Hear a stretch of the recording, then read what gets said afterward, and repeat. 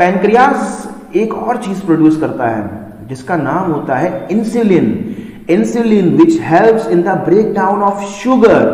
Those who lacks insulin in their body are supposed to be affected from the disease known as diabetes. Okay guys, तो whenever there is the hyposecretion, hypo means low, LOW, low, hypo means hyposecretion, जब कम बनेगा, hyposecretion means कम secrete होगा insulin, तो हमारी body में जो ग्लूकोज का मेटाबॉलिज्म है, जो शुगर का लेवल है, ब्लड शुगर लेवल, ब्लड के अंदर शुगर का लेवल वो बढ़ जाएगा और हमें हो जाएगी क्या, डायबिटीज। और ऐसी कंडीशन में फिर हम आर्टिफिशियल इंसुलिन लेते हैं बाहर से इंजेक्शंस की फॉर्म में, और ऐसे व्यक्ति को जो शुगर का इंटेक है वो बिल्कुल ही बंद भी करना पड़ता है।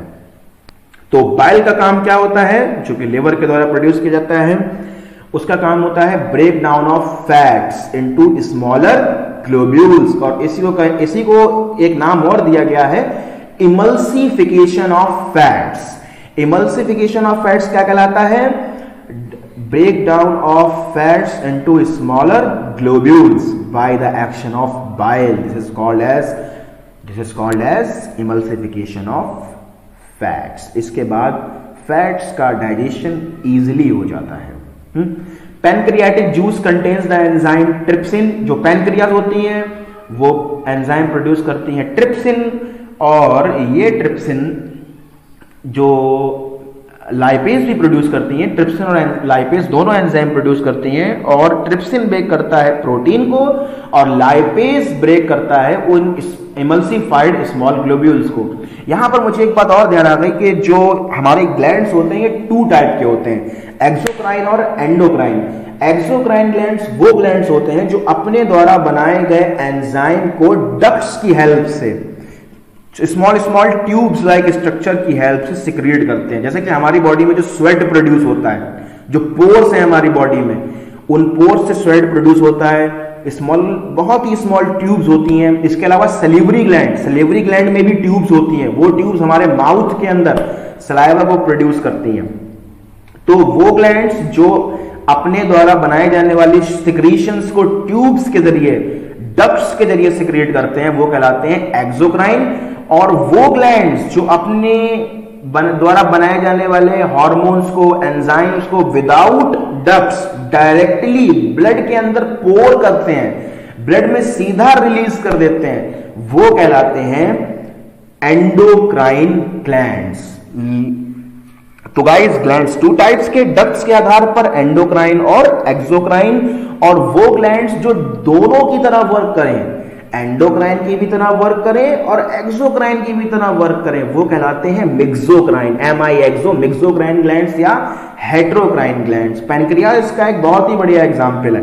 पैनक्रियाटिक जूस जो है वो डक्ट्स के द्वारा सिक्रेट किया जाता है, और पैनक्रियाज ही बनाती है हार्मोन जो डायरेक्टली ब्लड के अंदर रिलीज होता है। तो एक तरफ तो ये डक्ट्स की हेल्प से एंजाइम्स को रिलीज कर रही है, ट्रिप्सिन को और लाइपेज को, और दूसरी तरफ ये डायरेक्टली ब्लड के अंदर रिलीज करती है इंसुलिन को। तो ये दोनों तरह से एक्ट कर रही है, इसीलिए इसको हम बोलते हैं मिक्सोक्राइन ग्लैंड। टेस्टिस और ओवेरीज जो हम आगे चल के पढ़ेंगे वो भी इस कैटेगरी में फॉल होती हैं, और क्यों होती हैं वो हम आपको वहीं पर बताएंगे।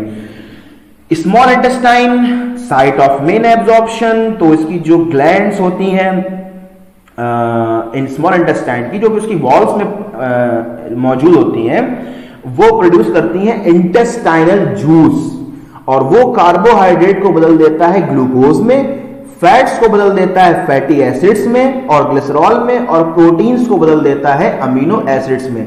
ये सिंपलर यूनिट्स हैं। प्रोटीन की सबसे सिंपल यूनिट होती है प्रोटीन की मोनोमर, यानी कि अमीनो एसिड्स। अब इसको हमारी बॉडी सीधे क्या कर लेगी, एब्सॉर्ब कर लेगी।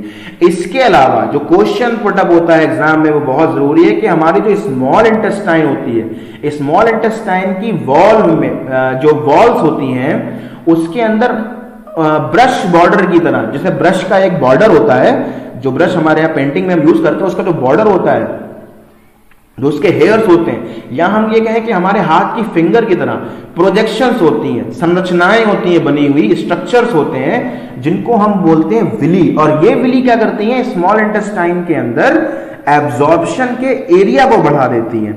जैसे कि हमारे पास एक बहुत लंबा थ्रेड है, उस थ्रेड को हम फोल्ड कर, उसकी फोल्डिंग बना करके उसको छोटे स्पेस में भी रख सकते हैं, लेकिन जब हम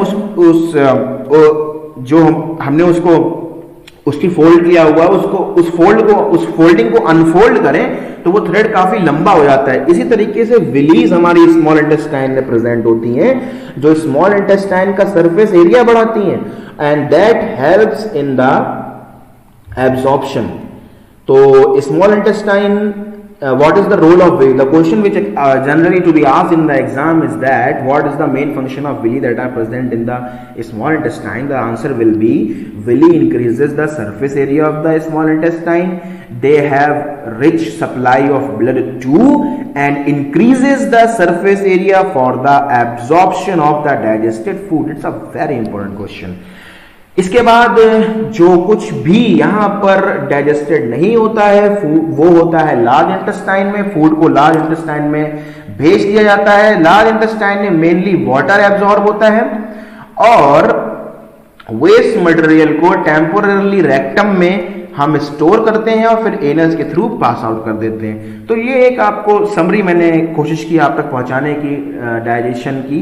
इसके अलावा जो मेन क्वेश्चन इससे आते हैं वो यही आते हैं कि फूड कैसे ब्रेक होता है, इमल्सिफिकेशन ऑफ फैट क्या होता है, HCl का क्या रोल होता है, बाइल जूस जो प्रोड्यूस होता है वो स्टोर कहां पर होता है, action of enzymes that helps in the digestion of proteins. तो इन सारों के जवाब आपको कहीं ना कहीं स्लाइड्स में मिल जाएंगे। आप इन वीडियो को देखिएगा, अपनी नोटबुक्स में गिवन क्वेश्चंस को सॉल्व करने की कोशिश कीजिएगा और अगर कोई क्वेश्चन आपसे सॉल्व ना हो तो कमेंट जरूर कीजिएगा। Thank you so much for your precious time.